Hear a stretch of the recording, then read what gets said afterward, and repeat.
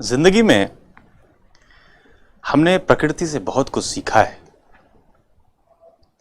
और इस प्रकृति से सीखने के दौर में बैनियन ट्री एक बहुत ही अच्छा मोटिवेशन के लिए एक मिसाल है।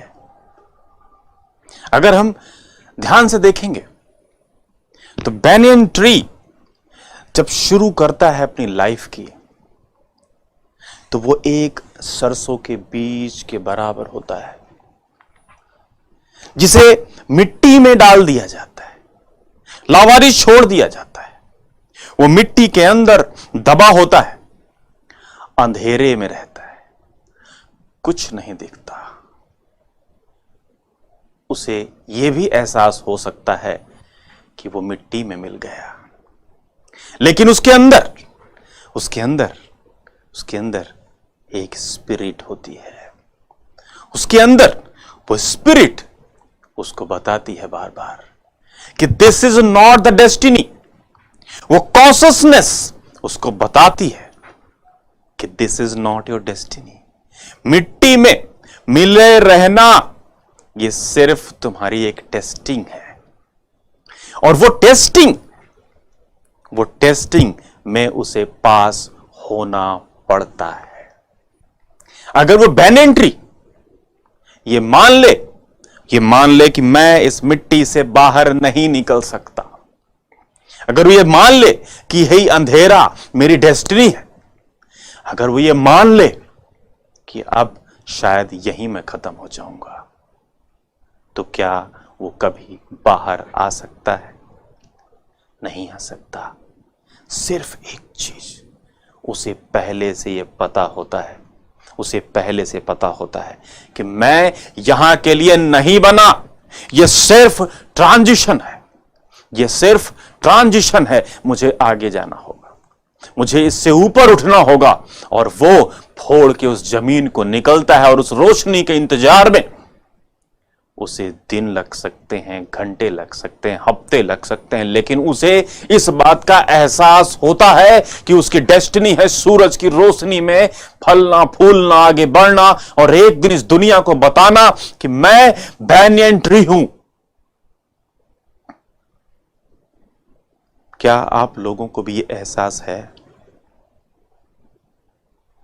क्या आपको कई बार ऐसा नहीं लगता कि यार लाइफ में क्या हो रहा है यार? ये बैनियन ट्री हमें उस दिन के लिए शक्ति देता है। ये बैनियन ट्री हमें बताता है कि हमारी डेस्टिनी ये पोजीशन नहीं है जो हमारी आज है। आज हम एग्जाम की तैयारी कर रहे होते हैं और सडनली हमारा दिमाग बोलता है कि अरे यार कहां फंस गए यार, पता नहीं होगा कि नहीं होगा, पता नहीं जिंदगी खराब ना हो जाए, जिंदगी बर्बाद ना हो जाए, मैं कहीं का ना रह जाऊं, समाज में मेरी खिल्ली उड़ जाएगी, मेरी फैमिली की खिल्ली उड़ जाएगी। A lot of things happens। और उस समय के लिए वो तुम्हारे अंदर का जो कॉन्शसनेस है ना, कॉन्शसनेस जिसको हम आत्मा कहते हैं, सोल कहते हैं, वो अगर उठ के खड़ी हो जाए और ये बोल दे कि तेरी डेस्टिनी ये नहीं है, तू तो बना ही है आईएएस बनने के लिए, तू तो पैदा ही हुआ है इस धरती पे राज करने के लिए।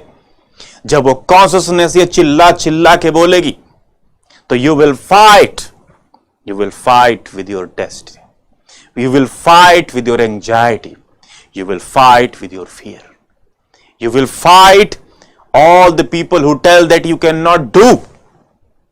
You will fight with your all impulses. You will fight when it tells that सो जा कुछ नहीं होगा. You will fight with that feeling also. तो तुम्हारी एंजाइटी से लड़ने की ताकत देते हैं तुम्हारे अंदर का वो कॉन्शसनेस, तुम्हारे अंदर की वो चेतना। और इस दिन का आपको याद रखना है। इस दिन को, जिस दिन वो रोशनी आपके जीवन में आएगी, वो सूरज की रोशनी जब आपकी पत्तियां निकलेंगी, राइट, उस पेन एंट्री की तरह उस दिन का एहसास आपको इससे लड़ने में मदद करेगा। इसलिए जब भी हारो, याद रखना उस दिन को, जिस दिन तुम्हारा सिलेक्शन होगा, जिस दिन तुम रैंक लेके आओगे और अपने पापा को फोन करोगे और बोलोगे पापा I got the top rank. वो फीलिंग एक बार सोच के तो देखना, वो फीलिंग अपने अंदर फील करके तो देखना। वो फीलिंग अगर अपने अंदर फील कर ले गए, कोई नहीं रोक सकता, तुम्हारा दिमाग भी तुम्हें नहीं रोक सकता। ये दुनिया की तो बात छोड़ो, कोई कुछ नहीं बिगाड़ सकता। और एक बात जान लेना, एक बात, कि पूरी दुनिया का मुंह हम नहीं बंद कर सकते। पूरी दुनिया को जा के ये नहीं कह सकते कि ऐसे मत बोल, नहीं तेरा मुंह तोड़ दूंगा मैं। बोल सकते हैं? क्या बोल सकते हैं? नहीं बोल सकते। लेकिन एक आदमी का तो मुंह तोड़ सकते हैं हम। एक आदमी को तो अपनी ऐसी तैसी कर सकते हैं, उसे तो मानना पड़ेगा हमारा कहना, और वो है हम खुद। हमारे शरीर, हमारी आत्मा पर हमारा नियंत्रण है। अब जब मैं ये बात कह रहा हूं तो कुछ लोग आप में से सोच रहे होंगे, अरे यार हम तो कंट्रोल में नहीं है यार, हम तो खुद परेशान है यार, हम तो खुद परेशान है। तो मेरे साथ बोलो, मेरे साथ एक एक्टिविटी करते हैं। उस एक्टिविटी में क्या करते हैं, मैं बोलूंगा और बस वो कर देना। मैं बोलूंगा राइट हैंड उठाओ,